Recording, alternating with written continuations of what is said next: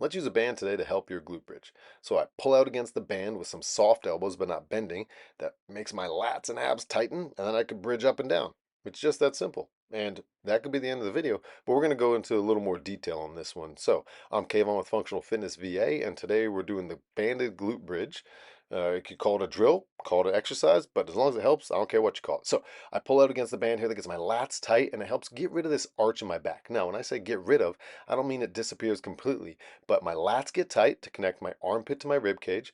My abs get tight to connect my rib cage to my pelvis, which kind of brings my ribs and my belt buckle towards each other a bit. And then I'm tight and stable there, and then we can go on to do other things like today doing the bridge. But let's get into that a little more. That connection you want, again, we shorten that little arch in your low back, but we don't get rid of it completely.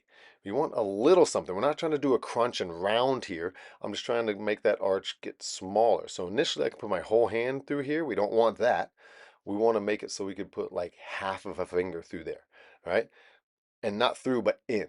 So you do feel the ground, but you don't over crunch and like turn into a flexed position. We're not doing a reverse crunch slash sit up. We're trying to create a connection here and get tight through that trunk. So lats and abs work together to make a stiff, stable core slash trunk slash torso, whatever you want to call it, so that when I do something like a glute bridge here, I don't move through my spine.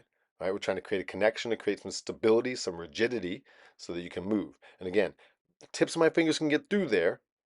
I stay connected, and then I push up while keeping that connection. And that's what the band here is for. Because you could do it without the band, but if you could do it without the band, then we wouldn't be talking right now. So I'm bridging while I keep that connection with the band. Right? That gets rid of that little arch, tightens through the lat and the abs, and then you bridge up. Now, bird's eye view, just so you can see, it's not like my belt buckle and my rib cage come completely together. There's a little movement, and that's where the tension and tightness come in. My lat shortens, my armpit shortens a bunch, but you don't over exaggerate this too much. You just need enough so you can stay connected and feel that connection so you can then use force through the hips to move. Right? Now, the best use of this, or at least initially the best use, would be reset after every rep. So I do the little pull out with soft elbows again. That gets my lats and abs connected, and then I bridge, come down from the bridge, release that pull out. So you got to recreate that tension slash position every time. Right? After you've gotten pretty good at this and you use it as either an exercise or a little kind of form check thing, you could always just keep that tension and do a bunch of bridges.